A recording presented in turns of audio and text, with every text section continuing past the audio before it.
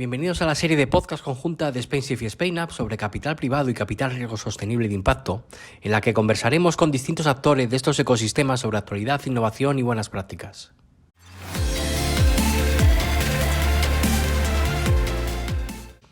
Nos acompaña Sebastián Senegas, Head of Southern Europe para Edmond de Rothschild Asset Management, con quien vamos a conversar sobre inversión e impacto en los mercados privados, un nuevo mundo de oportunidades. Bienvenido, Sebastián, a esta serie de podcast conjuntas de SpainUp y SpainShift. Muchísimas gracias. Pues vamos con la primera pregunta, Sebastián. ¿Cómo hacéis desde Edmond de Rothschild en los mercados privados para tener en cuenta el impacto y los criterios ASG? Bueno, a ver, es verdad que nosotros eso lo hemos hecho, lo hemos empezado desde el inicio, para así decirlo. Cuando hablas de un mundo de nuevas oportunidades, tienes toda la razón del mundo para mucha gente. Es verdad que en nuestro caso lo llevamos haciendo desde mucho tiempo. Porque tenemos en nuestro ADN, al final, Edmond Rothschild es más que un grupo financiero. Tenemos hospitales, fundaciones, te diría que por todo el planeta o casi. Y bueno, yo creo que es parte de nuestro ADN y en nuestro caso es real y es verdad. En los mercados privados, de hecho, mira, el grupo Edmond Rothschild se ha, ha empezado, digamos, siendo un inversor en los mercados privados. Es realmente como empezamos, por lo cual mercados privados es parte de nuestro ADN y es verdad que en los mercados privados es mucho más, por un lado, es mucho más fácil ser muy ASG, muy sostenible y por otro lado es mucho más fácil no serlo. Me explico. Y cómo lo hemos hecho nosotros, que es tu pregunta, para tener en cuenta el impacto y los criterios ASG. En mercados privados tú tienes siempre mucho más peso que en los mercados líquidos, ¿no? Eh, eh, para influir o tener un impacto real sobre la política, en este caso, de sostenibilidad y de inversión sostenible o de transición energética, etc., etc., en la empresa en que inviertes. ¿Por qué? Porque, bueno, muchas veces el peso que tienes es mucho más importante que lo que tendrías en las inversiones que haces en activos líquidos. Por lo cual ahí eh, desde el inicio, si lo quieres, puedes. Nosotros, como lo hemos tomado en cuenta y para asegurarnos que lo íbamos a hacer, desde luego en nuestro proceso de inversión, desde el inicio, eh, cuando invertimos en empresas, es prácticamente ahora es una due diligence per se, ¿no? Es una due diligence en sí, lo de los criterios ASG, que lo hemos tomado lo hemos tenido en cuenta en nuestros fondos en todo el proceso de inversión y con unos criterios claros y muy importantes para saber si vamos a invertir o no. Pero te diría que lo que más casi hacemos, y terminaré con esto, es mi conclusión a esta pregunta, es realmente invertir, tener unos activos que per se son activos sostenibles o la actividad que desarrollamos en estos fondos de private equity y líquidos que sea una actividad sostenible. Un ejemplo, tenemos un fondo que invierte que compra terrenos contaminados, los descontamina, de hecho tenemos en España, y luego hacemos una promoción, evidentemente, con los criterios ASG que te puedes imaginar. Desde el inicio, en la filosofía de inversión, lo que hacemos es sostenible, descontaminar un terreno.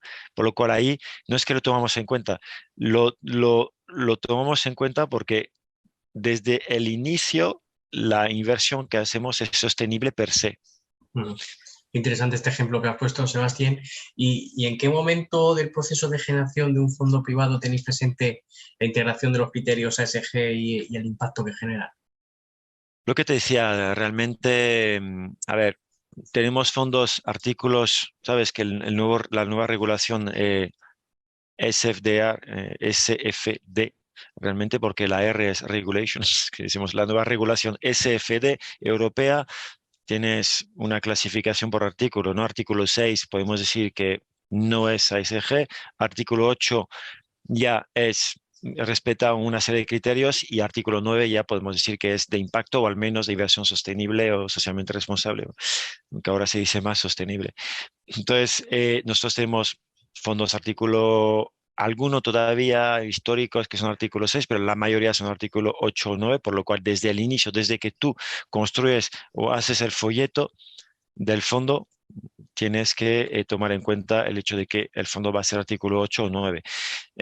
Pero es más, te diría que eso, en la generación de idea, ¿qué vamos del expertise? ¿Qué nuevo expertise vamos a desarrollar ahora mismo y con todos los fondos artículo 9 que tenemos? Lo tomamos en cuenta e intentamos hacer, te diría que los nuevos fondos que hacemos casi todos son de impacto y artículo 9. Ujú.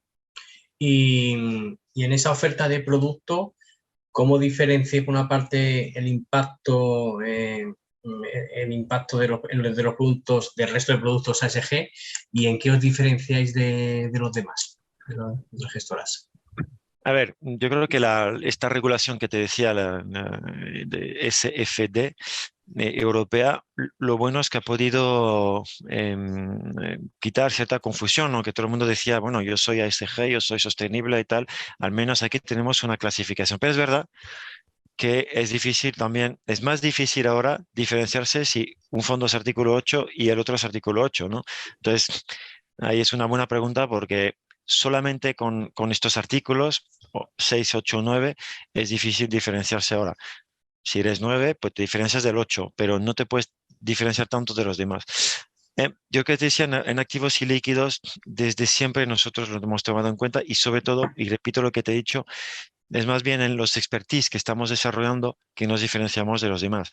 El ejemplo que te daba de los terrenos contaminados, prácticamente no tenemos competidores. Hay un par de competidores, hay pequeños, pero prácticamente no tenemos. Hemos lanzado hace poco también un fondo, digamos, sobre el tema de la alimentación y sobre todo de Agri-Food Tech, lo que se llama, del tema tecnológico en la agricultura, que es un fondo también de artículo 9. eh, Prácticamente, hay pocos equivalentes en el mercado. Al final nos diferenciamos con expertise diferenciadoras que per se son de impacto y más en expertise. Y luego, evidentemente, en todos los procesos que tenemos de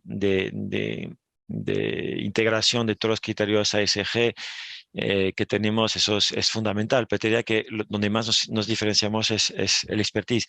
Y luego te diría que los equipos, es como todo, al final no deja de ser un negocio de gente y es verdad que nosotros tenemos herramientas internas, equipos internos, no nos basamos. También, obviamente, tenemos información de fuera, pero no nos basamos en expertise de fuera para decidir, ¿no? Si un expertise, un fondo es de impacto o cumple con todos los criterios ASG. Tenemos una expertise interna muy fuerte. Yo creo que eso también nos diferencia de los demás. Y por último, te diría que al final todos te van a decir que es su ADN de ser sostenible, pero en nuestro caso lo puedes comprobar. Y te diría que eso también te diferencias de bastante gente en todo lo que hacemos. Te decía, en nuestras fundaciones, en el hospital que tenemos, en una serie de cosas que creo que podemos demostrar sin lugar a duda que eso está dentro de nuestro ADN. Mm. Aunque lo has ido desgranando ya en la conversación, pero desde tu experiencia, ¿en qué se diferencian los aspectos que se tienen en cuenta en los procesos de gestión de activos de los mercados y líquidos, de los aspectos que se tienen en cuenta en los mercados líquidos? No, sí, pero es una buena pregunta y podemos estar un poco más en detalle. A ver, te digo, en los aspectos, en los mercados ilíquidos, realmente tomas en cuenta prácticamente el expertise del negocio, como si el negocio per se es un negocio de impacto, un negocio que puede tener que cumple con los criterios ASG. En el caso de los mercados líquidos, al final tienes distintas inversiones que, bueno, algunas estarán en sectores que te gustan menos desde el punto de vista ESG, por lo cual yo creo que donde se diferencia realmente es en el mercado líquidos, tienes que mirar los procesos de la empresa, más digamos sería más la película que la foto. La película en los mercados líquidos es si están haciendo esfuerzos para mejorar estos aspectos, intentan cumplir con los criterios, de alguna manera acompañar, ¿no? La empresa en que estás invirtiendo en los mercados líquidos, porque no estás solo, además tienes que muchas veces que juntarte con nuestros accionistas, tener evidentemente un engagement, como se dice en inglés, ¿no? Muy fuerte, tener siempre una discusión abierta con el management de la empresa para si hay cosas que no te gustan en cuanto a criterios ASG. Bueno, en fin, es un proceso mucho más, digamos, mucho más largo, mucho más sobre eso, sus políticas, sus mejoras y cómo se comporta el management. En el caso de el activo y líquido, te digo, es que es directamente el negocio, es directamente si el negocio cumple o no con tus criterios, más que el management, te diría, o más que ¿por qué? Porque tú eres una parte tan importante de la empresa que de todos modos el management te escucha, ¿no? Cambio, en un mercado líquido, bueno, hay que insistir, hay que juntarse, hay que enviar cartas, hay que hacer engagement, que no siempre es fácil. Ujú. ¿Y consideras que es más fácil tener un impacto real en la gestión de activos ilíquidos? No sé si tienes Creo algunos que, ejemplos. no, sí, sí, es más fácil es más fácil, evidentemente, en lo que decíamos, en expertise o en activos donde como los terrenos contaminados, como el agri-food tech, como tenemos otro fondo de infraestructura medioambiental, que evidentemente ahí el impacto real es claro y desde el inicio y además es la razón de ser, incluso en el caso de infraestructura medioambiental, la razón de ser del fondo. Entonces es más fácil, pero también es más fácil no tenerlo, porque tú inviertes en una empresa y no hablas de eso con el management y es fácil no tenerlo. Es verdad que, por eso te decía, si quieres tenerlo es más fácil. Si no quieres tenerlo también es más fácil. Un activo líquido al final no estás solo, puedes representar un 1% de la empresa, pero poco más. Un activo líquido puedes llegar a representar más de la mitad del accionista, no el accionado. Entonces, es más fácil tener impacto real en activos líquidos y líquidos, pero también es más fácil, repito, no tenerlo. Ujú. Pues Sebastián, vamos terminando. No sé si quieres añadir algo más, como de conclusión. Sí, no, creo que aparte del impacto que pueden tener estos activos y líquidos, se está democratizando de alguna manera el acceso a no solo institucional y no solo a grandes familias con con un patrimonio enorme, por lo cual lo que tú decías al principio me parece acertado, es un nuevo mundo de oportunidades para mucha gente, tanto el activo y líquido como el impacto de estos activos y líquidos, por lo cual en estos momentos, además de incertidumbre, de inflación, el activo y líquido es algo muy buscado, ¿no? Por muchos inversores.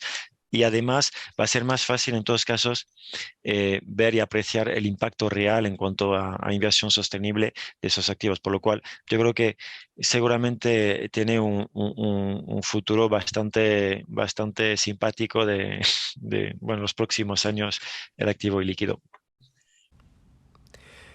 Muchas gracias, Sebastián Senegas, Head of Social Europe para Edmond de Rothschild Asset Management, por acompañarnos en esta serie de podcast conjunta de SpainShift y SpainUp, y hasta la próxima.